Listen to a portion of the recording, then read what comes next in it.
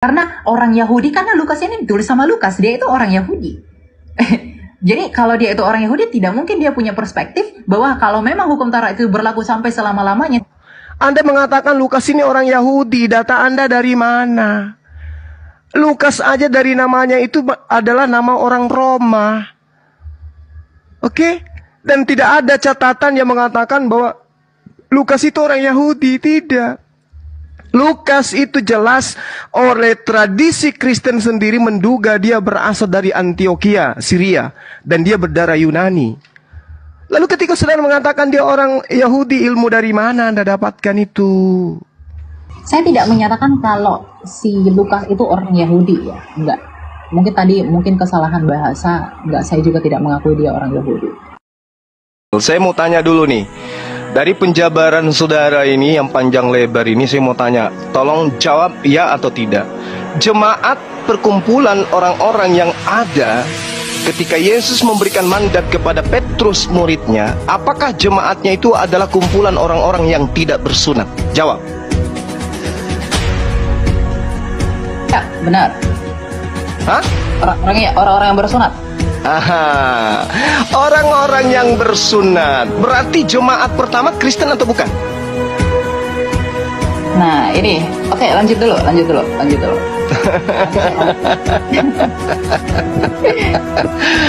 Saudara harus memahami bahwasanya Kristen itu di dalam pandangan Paulus sendiri adalah kumpulan orang-orang yang hidup secara kafir.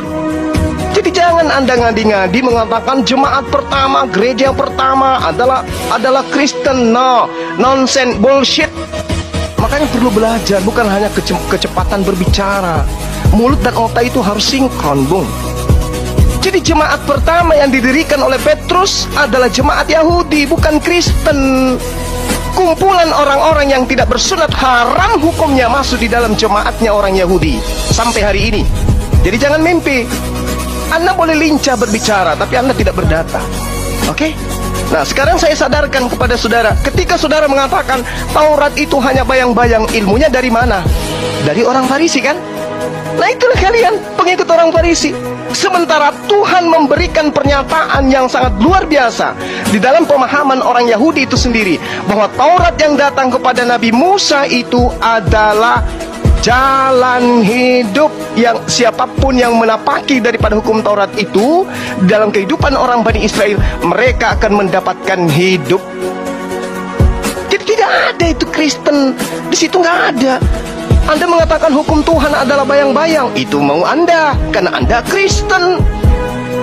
Tetapi orang Yahudi, di mana mereka adalah umat yang diangkat derajatnya oleh Tuhan, apakah pernah diajarkan Taurat itu bayang-bayang dan yang benar adalah ajaran Kristen? Mimpi. Itu mimpi tuh, Bung. Makanya Yesus mengatakan, wahai Bani Israel, waspadalah kepada orang Farisi. Tapi kalau di Kristen, wahai orang Kristen, rangkulanlah dengan orang Farisi. Coba Anda lihat itu dari kacamata perspektif kerangka berpikir Anda aja dulu. Kristen berasal dari orang Farisi atau bukan? Yes, orang Farisi. Siapa orang Farisinya? Paulus. Apa pembuktiannya? Pengakuan dari mulutnya sendiri. Di mana diterangkan? Filipi 3 nomor 5. Aku adalah orang Ibrani asli, dari keturunan Benyamin. Aku adalah orang Farisi. Kata Yesus, waspada. Ini waspada. Dan betul saja.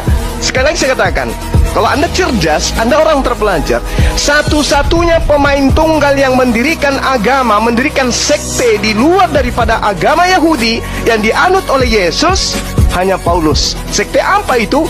Kristen. Orang Yahudi menyebutnya Nasrani.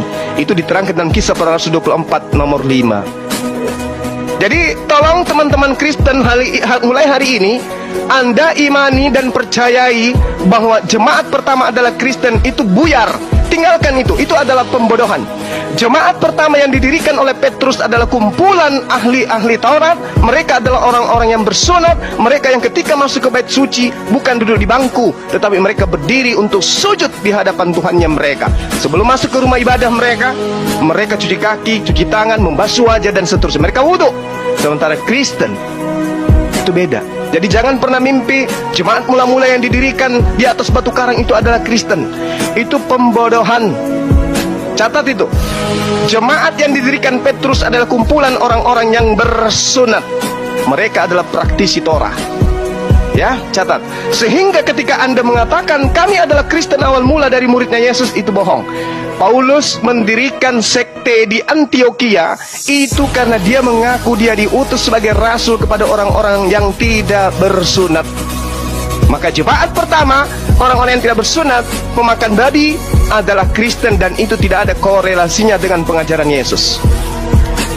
Jadi ketika Yesus mengatakan waspadalah kepada serigala-serigala yang nyamar seperti domba, yang dimaksud tidak lain adalah Paulus in the gang. Silakan Anda bantah.